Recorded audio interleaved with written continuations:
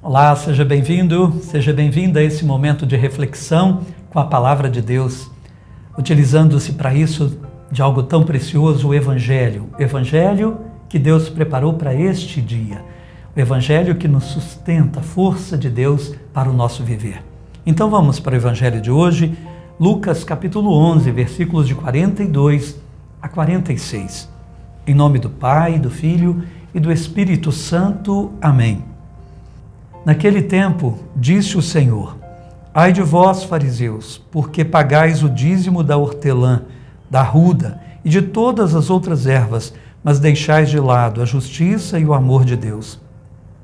Vós deveríeis praticar isso sem deixar de lado aquilo. Ai de vós, fariseus, porque gostais do lugar de honra nas sinagogas e de serdes cumprimentados nas praças públicas. Ai de vós, porque sois como túmulos que não se veem, sobre os quais os homens andam sem saber. Um mestre da lei tomou a palavra e disse: Mestre, falando assim, insulta-nos também a nós. Jesus respondeu: Ai de vós também, mestres da lei, porque colocais sobre os homens cargas insuportáveis, e vós mesmos não tocais nessas cargas, nem com um só dedo. Palavra da salvação. Glória a vós, Senhor. Hoje Jesus está sendo assim bem radical, bem severo, no bom sentido, para purificar a religião, para purificar o modelo de igreja que Ele quer que nós sejamos e apresentemos aos outros. Então Jesus não quer que a gente deturpe as coisas, mas que a gente leve as pessoas a Deus por meio de um convencimento de algo que seja realmente verdadeiro e bom. Vejam aqui então que ele vai dizer aos fariseus, um grupo religioso e que predominava ali no seu tempo, na religião. Os fariseus, primeiro ai que ele vai dizer, a primeira crítica muito aguçada contra a religião, o modo de apresentar a religião. Vocês pagam o dízimo da hortelã, da arruda e de todas as outras ervas, mas deixam de lado o amor de Deus e a justiça. Ou seja, vocês vivem a religião de modo formal.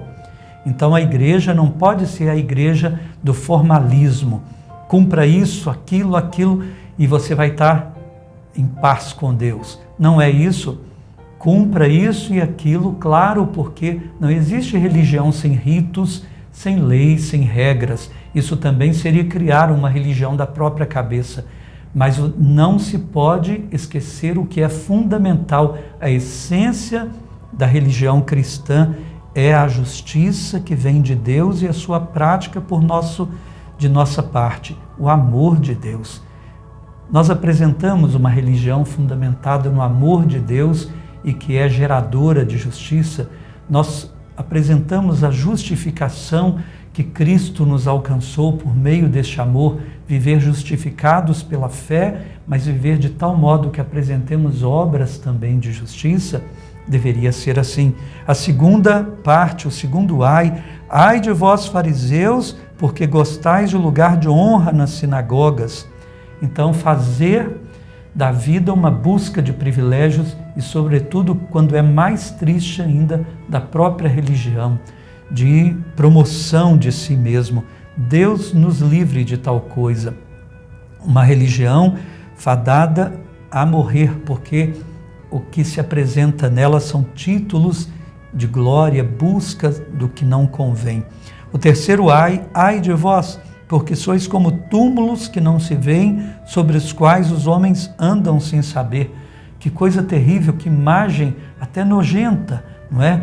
Túmulo bonito, por fora limpinho, mas por dentro cheio de podridão. Ou seja, uma incoerência tão grande que por fora todo mundo acha que é um santo, mas por dentro está tão cheio de pecado que só a proximidade com uma pessoa dessa já gera impureza. Santo Deus, nós não podemos ser essa igreja. Claro, a nossa luta contra o pecado, Deus compreende, nenhum de nós está pronto.